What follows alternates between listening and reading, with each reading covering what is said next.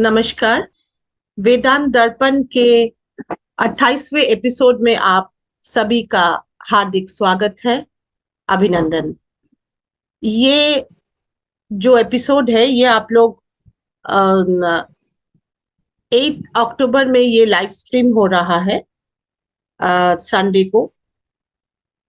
आज का जो ये एपिसोड रहेगा ये वेदांत दर्पण में अलग अलग पहलुओं को लेके हम लोग चर्चा करते हैं। गुरु शिष्य परंपरा के तहत ही ये सीरीज भी चल रहा है। मैं पुनः स्वागत करूंगी ऋषि श्री गौतम चटर्जी सर का काशी से। स्वागत है सर, प्रणाम। आनंद। सर, आज की इस एपिसोड में जानना चाहेंगे कर्म के विषय में,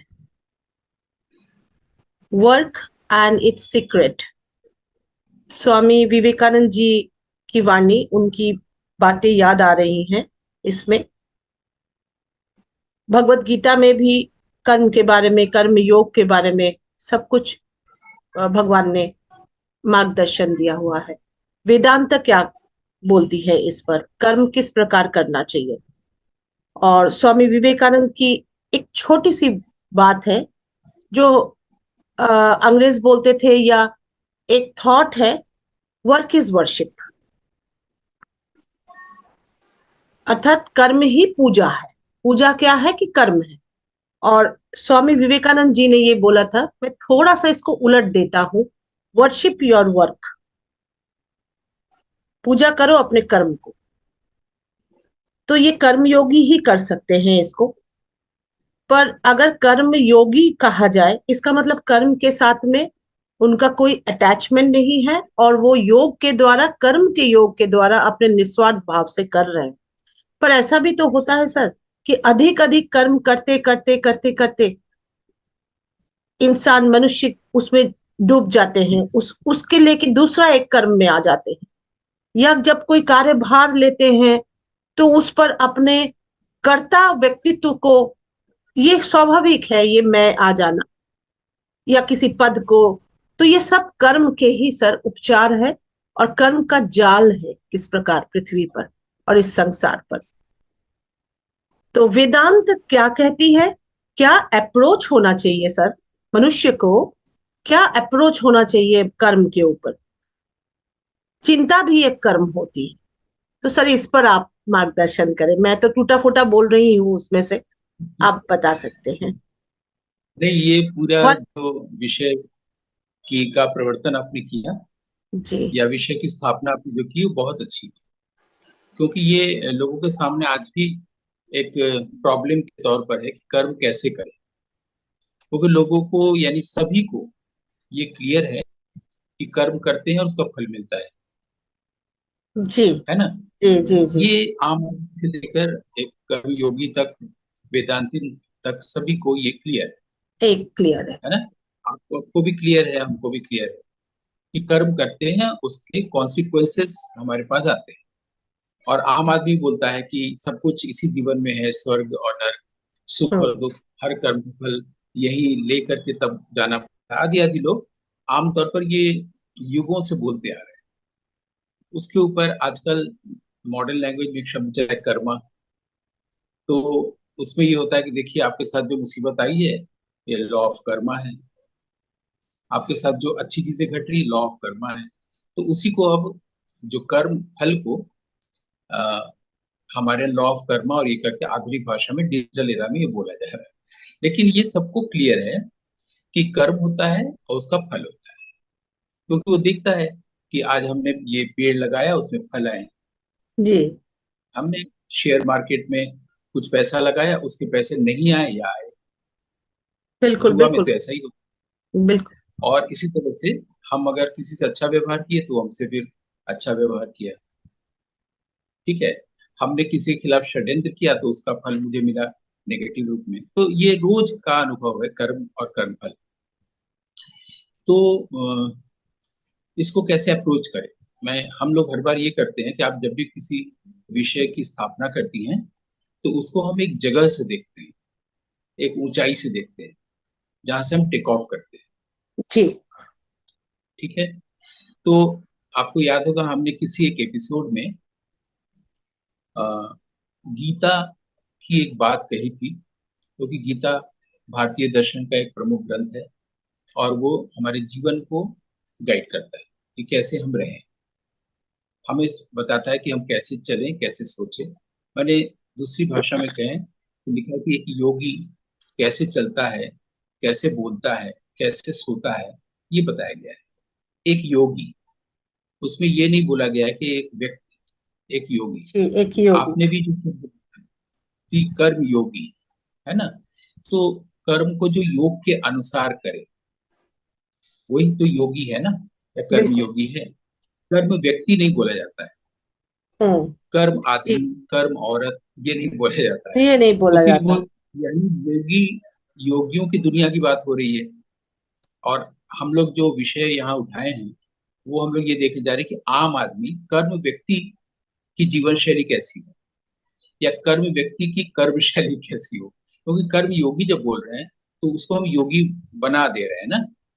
जी। और अगर हम योगी शब्द को अच्छी तरह से समझते हैं तो ये जानते हैं कि सभी लोग योगी नहीं होते हैं। नहीं अदरवाइज होते। रोगी और भोगी शब्द कहाँ से आएगा। कोई भोगी है जो योगी नहीं है, जो योगी है वो भोगी नहीं है। तो हम लोग को हर शब्द को समझते हुए सचेत होकर ही बोलना होगा। ठीक है, तो हम लोग पहले ये देख लें कि गीता में योगी कैसे चलता है, योगी कैसे कर्म करता है, ये कहा गया है। एक तो सबसे प्रमुख बात ये है कि हम लोग कर्म योगी जब बोल रहे हैं, या योगी की जीवन शैली को समझने जा रहे हैं, या हम लोग कैसे कर्म करते हैं, उसे कैसे कर्म करना चाहिए कि हमारे उसके कॉन्सिक्वेंसेस इस तरह के हों जो हमें स्पिरिचुअल रीजन में या स्पिरिचुअल जोन में ले जाए, और हमको उस तरफ ले जाए जो वेदांत का उद्देश्य है, कि आत्म साक्षात्कार या ईश्वर साक्षात्कार या गॉड रियलाइजेशन, है ना। हम कैसे ये सवाल को ऐसे हम लोग पूछ सकते हैं कि एक साधारण मनुष्य, एक आम आदमी जिसके पास थोड़ी सी समझ है, वो कर्म कैसे करे कि वो ईश्वर का साथ उसके साथ रहे। या तो ये हो, या तो ये हो कि वो कैसे कर्म करे एक व्यक्ति कि उसके पास फल नेगेटिव ना आए, बिल्कुल। हाँ। उसके पास वो कोई उसे दुख नेगेटिव। ना पहुंचाए, कि बहुत काम करने के बाद भी सर देखा गया है कि वो दुखी हो जाते आप हैं। मानते हैं कि बहुत लोगों के लिए अच्छा काम करते हैं, फिर कहते हैं कि होम किया और हाथ जला, जी। यानी हम किसी की मदद ना करें। आखिर ये विषय क्यों उठाया गया इस एपिसोड में, इसीलिए ना कि हम अच्छा काम करते हैं फिर भी बुरा रिजल्ट आता है, और हम लोग कहते हैं कि ये पिछले किसी कर्म का फल है। जब कोई नया बच्चा होता है उसके पास जब बुरा फल आता है, बहुत वो रोग उसको घेर लेते हैं, तो लोग कहते हैं कि पिछले जन्म का संस्कार का है, प्रारब्ध कर्म का है। यानी हम लोग उसको कर्म से ही जोड़ते हैं कर्म से ही जोड़ते कि हैं। जो छोटा बच्चा के पास अगर दुख है तो वो भी कर्म है पिछले जन्म का। अगर युवावस्था में किसी ने कोई कर्म किया, उसके पास अच्छा है बुरा रिजल्ट आया, वो भी कर्म है। अच्छा काम करने के बुरा रिजल्ट आया, उसको भी हम लोग एनालाइज करते हैं। बुरा काम करने वाले लोग सुख से जीते हैं, अच्छे से जीते हैं, उसको भी हम लोग सोचते हैं कि ऐसा क्यों है, जरूर जी। पीछे जन्म में अच्छा काम किया है।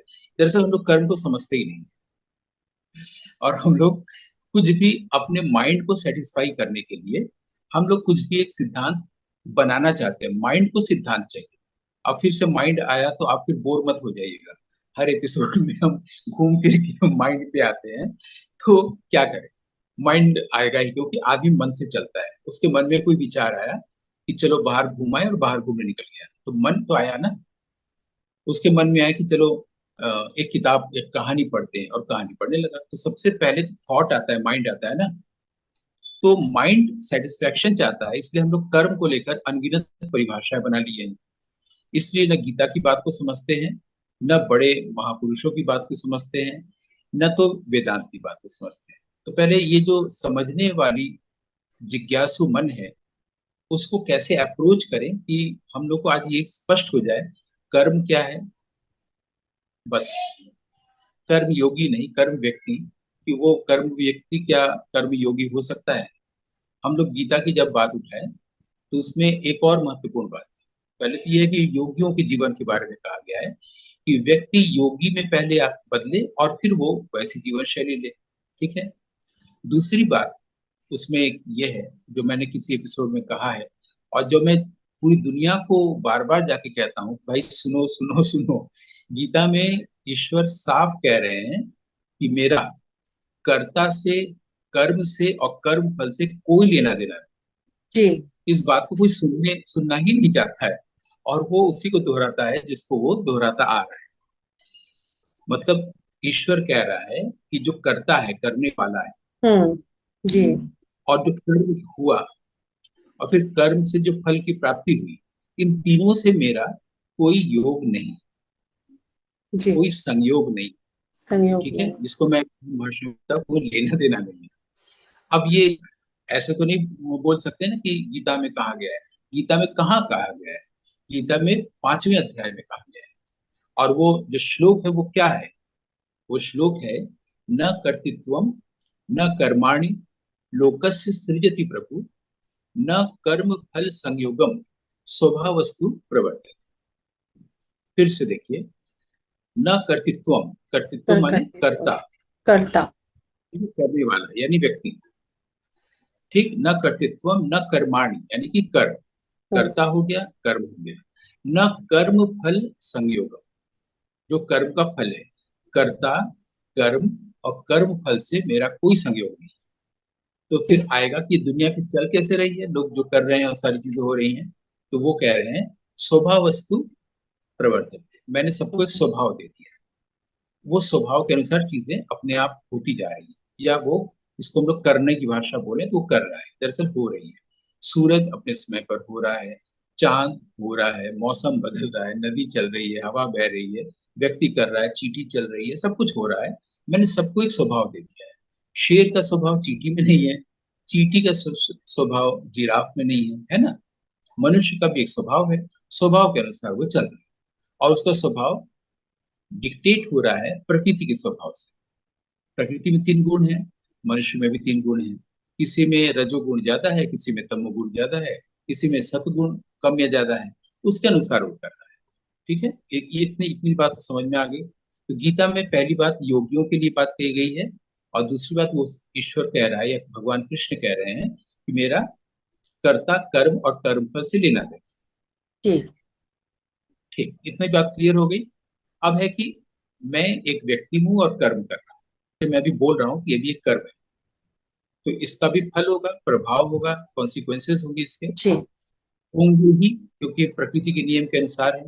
या कुछ भी करेंगे तो उसका एक फल होगा, उस वो हेलो। फल फिर से कर्म बनेगा, फिर उसका भी फल होगा। इसलिए मैंने एक शब्द बनाया, कॉन्सिक्वेंसेस। हम्म। माने फल की का एक सीक्वेंस बनता चला जा रहा है, फिर फल के बाद फिर कर्म, कर्म के बाद फिर फल, ऐसे चला जाएगा। ठीक है, ये भी क्लियर हो गया, बहुत आसान है। ठीक है, अब हम कर्म और फल, फल की इस चेन से बाहर क्यों आना चाहते हैं? कर्म करें, फल भुगतें और मर जाएं, बहुत आसान है। हम इस विषय पे बात ही क्यों करते हैं, हम गीता पढ़ने क्यों जाते हैं? तो अब हम अप्रोच करने जा रहे हैं कि कहाँ से हम इस विषय को देखें।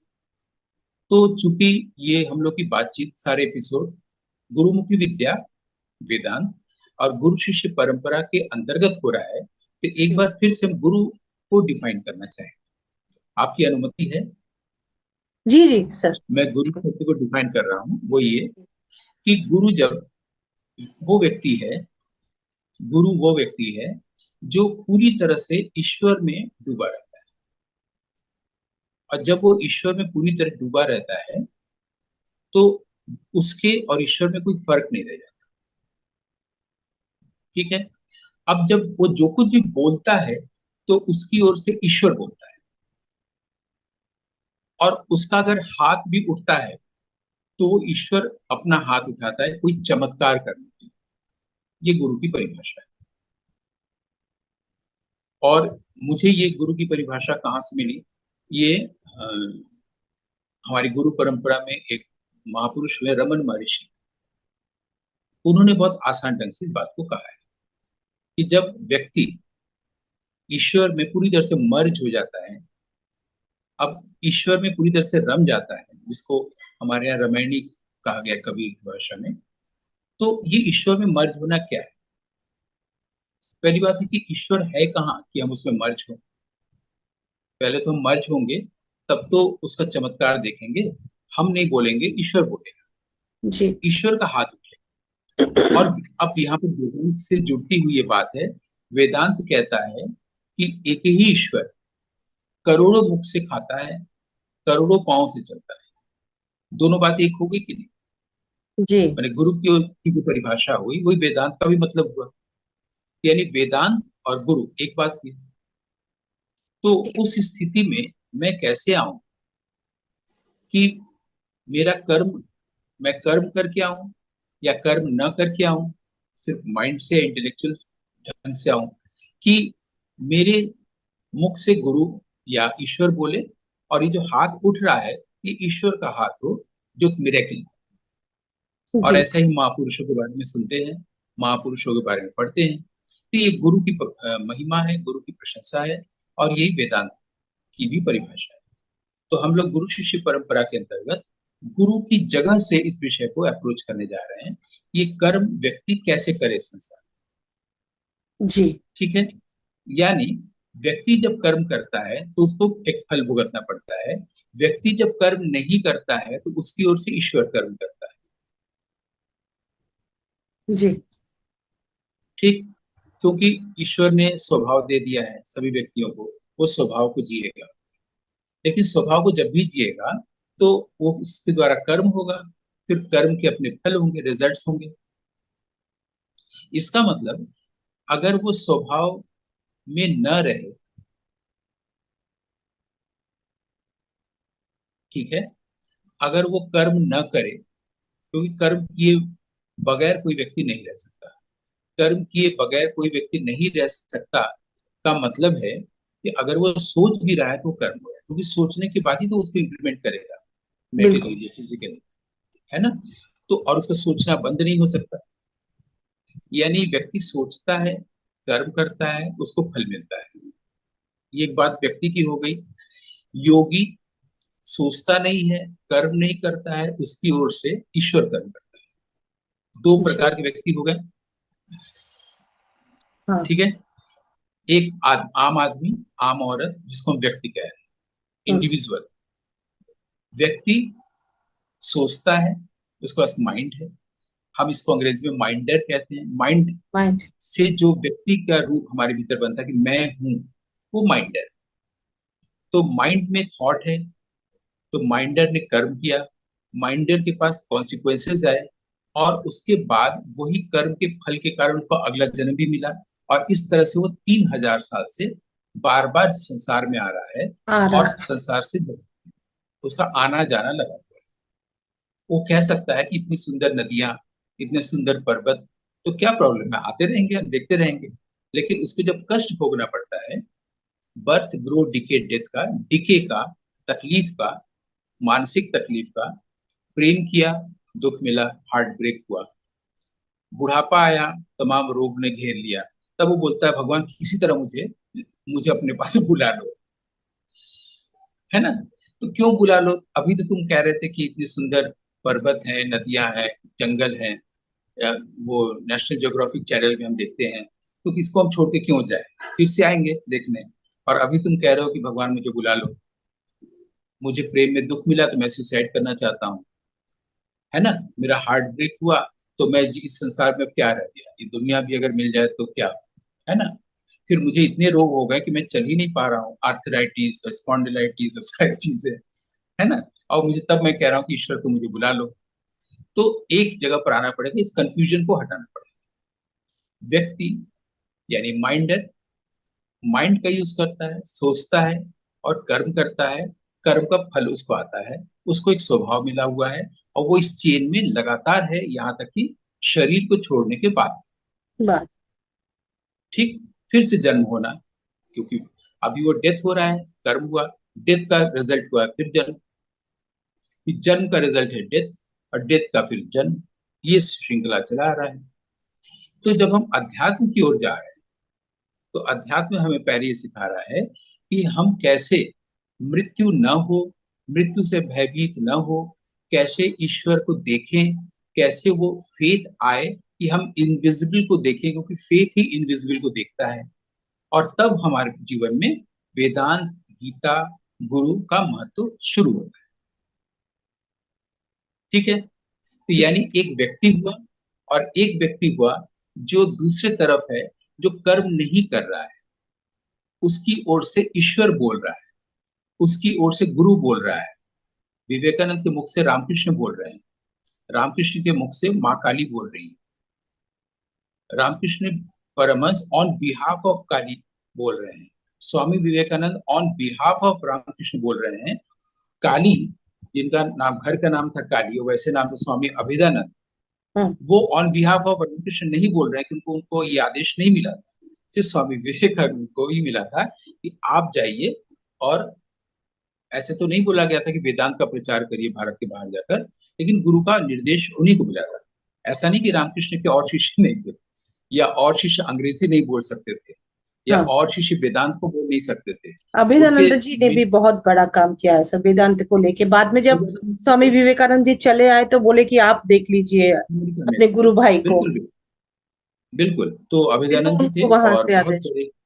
बहुत बड़े योगी थे, और माने मिस प्रचार हुआ है कि उन्होंने सिर्फ लाइफ बियॉन्ड डेथ किताब लिखी है। उनका एक ऑम्निबस है, बहुत किताबें लिखी है उन्होंने, सिर्फ मृत्यु से परे या मृत्यु के पार यही किताब नहीं लिखी है।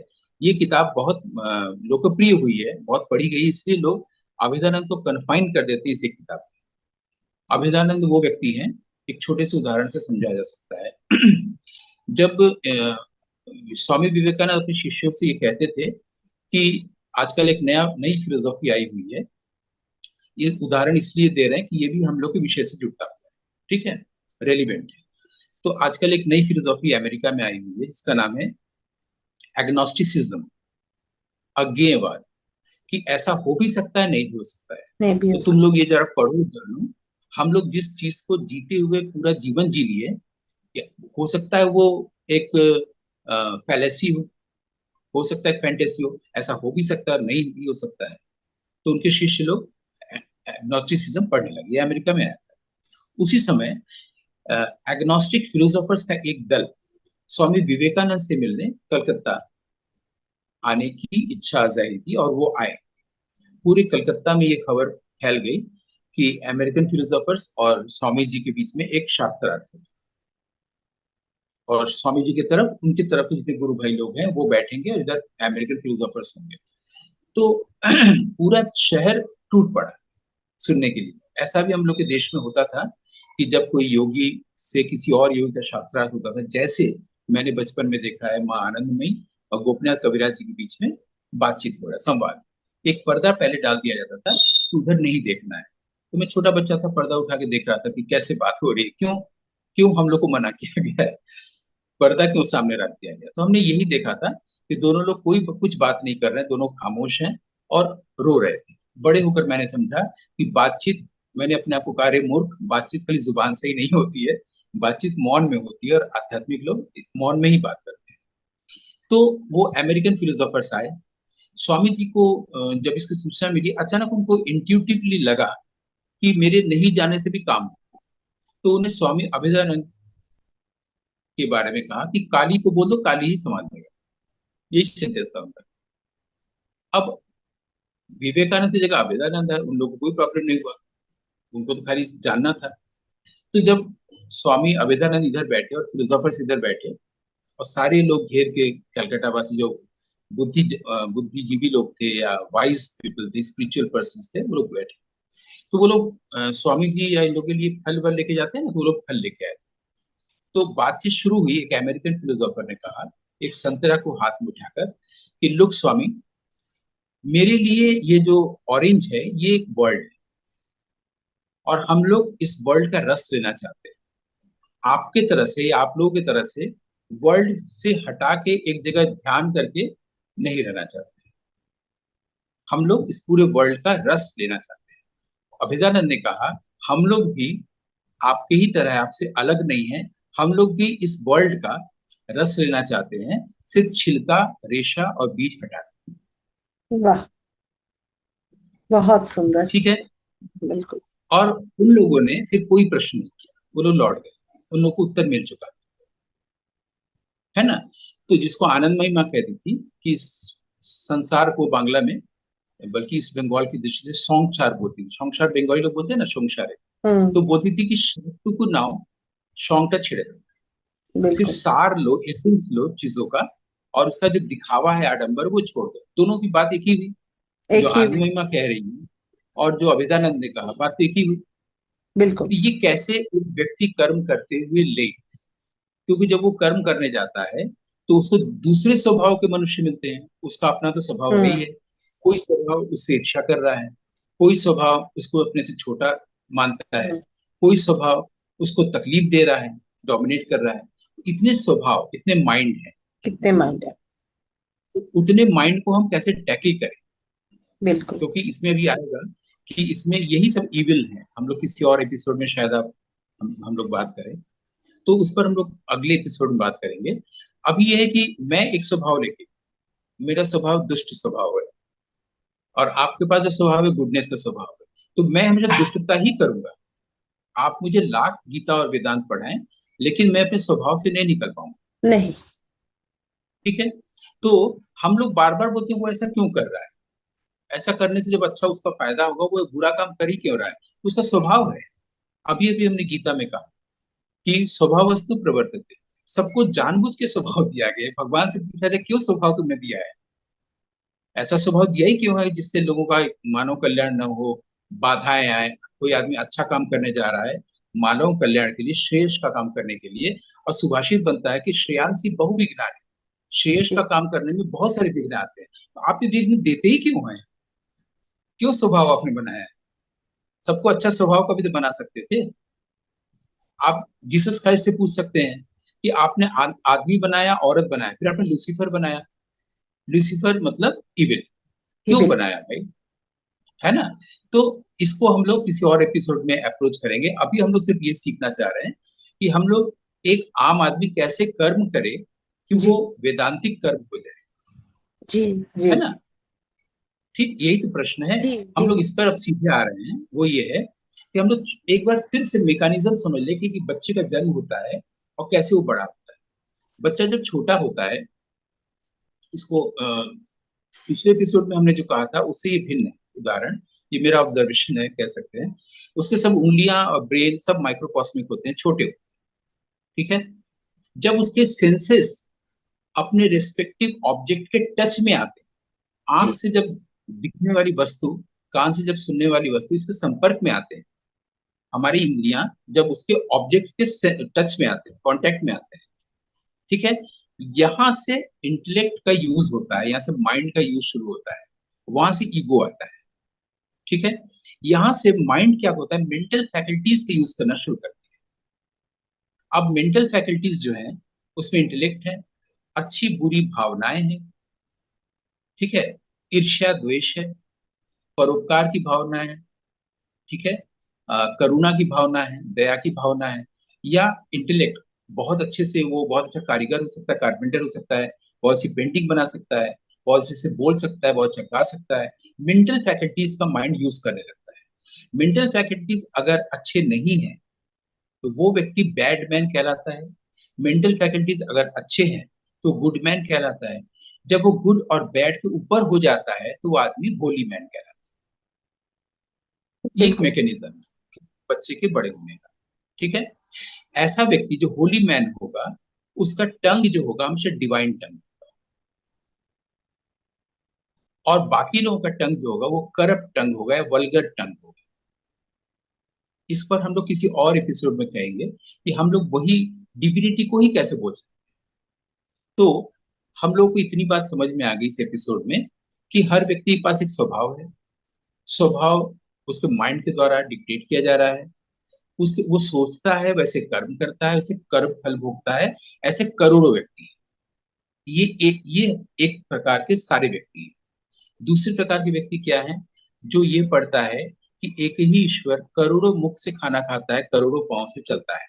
गुरु वो होता है जो ईश्वर में मर कर जाता है, व्यक्ति की तरह आचरण नहीं करता, और उसकी वो जो बोलता है वो डिवाइन शब्द होते हैं। उसका जब हाथ उठता है तो ईश्वर का हाथ उठता है, और वो चमत्कार।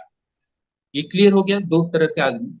इसका मतलब हम लोग सिर्फ अब इसकी बात करें तभी तो समझेंगे कि कैसे कर्म करने पर हम ऐसे हो सकते हैं, ऐसा हो सकते हैं, वेदांतिक व्यक्ति हो सकते हैं, योगी हो सकते हैं। वो ऐसे ये जो व्यक्ति ईश्वर में मर्ज कर रहा है, तब जब वो कर्म नहीं कर रहा है जो ये व्यक्ति कर रहा था, ये व्यक्ति इसी के साथ जब माइंड का यूज किया, थॉट का यूज हुआ, तो माइंडर हुआ और ईगो हुआ। अब जब इसके पास थॉट नहीं है तो ऑब्जेक्ट भी नहीं है, वर्ल्ड भी नहीं है, जी। और जब माइंड नहीं है तो माइंडर भी नहीं। इसे व्यक्ति डज नॉट एग्जिस्ट, अस्तित्व एग्जिस्ट। तो जो एग्जिस्ट ही नहीं करता, उसको अच्छे कपड़े पहनाना, अच्छे वचन बोलना, बहुत अच्छी अच्छी बातें अपनी पर्सनैलिटी डेवलप करके सोशल नेटवर्क में डालना, उसको, उसके बारे में जो एग्जिस्ट ही नहीं करता है। अब जो ये जो व्यक्ति है, जो व्यक्ति नहीं रहा, अब वो योगी हो गया है। कैसे हो गया है? माइंड का यूज नहीं कर रहा है, थिंक नहीं कर रहा है। थिंक नहीं कर रहा है का मतलब यह है वो प्रेजेंट मोमेंट में है। प्रेजेंट मोमेंट में है का मतलब है कि वो ईश्वर के साथ है। ईश्वर के साथ है का मतलब यह है जो कुछ भी वो कर रहा है, ईश्वर कर रहा है। वो सिर्फ इंस्ट्रूमेंट हो गया है। गुरु ईश्वर का इंस्ट्रूमेंट होता है। अब ये जो व्यक्तित्व चले जाने से, व्यक्ति का नाश हो जाने से, मनोनाश हो जाने से, जो बच गया नेम एंड फॉर्म में शरीर में, वो सिर्फ इंस्ट्रूमेंट रह गया, और वो इंस्ट्रूमेंट के द्वारा ईश्वर काम कर रहा है। जी। ठीक, यहां तक क्लियर हो गया। अब जब तक वो व्यक्ति बना हुआ है आम आदमी, वो ये काम कर सकता है कि जब वो सोचे, एक बार देख ले कि ये थॉट कैसा है। जब वो रिएक्ट करे तो देख ले क्या वो शांत होकर रिएक्ट कर रहा है।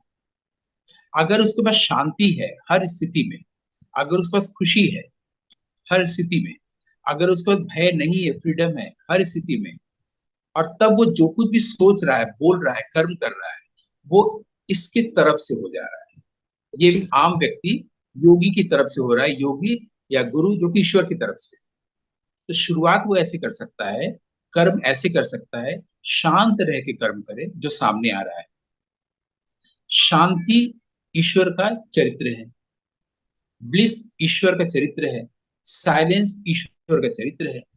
जब हम कम बोलते हैं तो हम कम ट्रबल इनवाइट करते हैं, और जब हम बिल्कुल। साइलेंट होते हैं तो पूरा विश्व भी साइलेंट होता है। वैसे ही जैसे जब कोई योगी मेडिटेट करता है तो पूरा वर्ल्ड मेडिटेट करता है। यानी व्यक्ति कर्म करना ऐसे शुरू कर सकता है, वो अपने भीतर शांति और मौन की थोड़ी सी स्थापना करके कोई भी काम कर रहा है, करने जाए जो सामने आ रहा है, उसमें बहुत दिमाग न लगाए, बहुत माइंड न लगाए। जी। इति। धन्यवाद सर, आज के इस एपिसोड में यहीं पे विराम देती हूँ। इसी एपिसोड को लेके लास्ट बिंदु पर अगले एपिसोड से फिर शुरुआत करेंगे, काम के, वर्क के अटैचमेंट के ऊपर और कर्म के ऊपर। धन्यवाद, नमस्कार।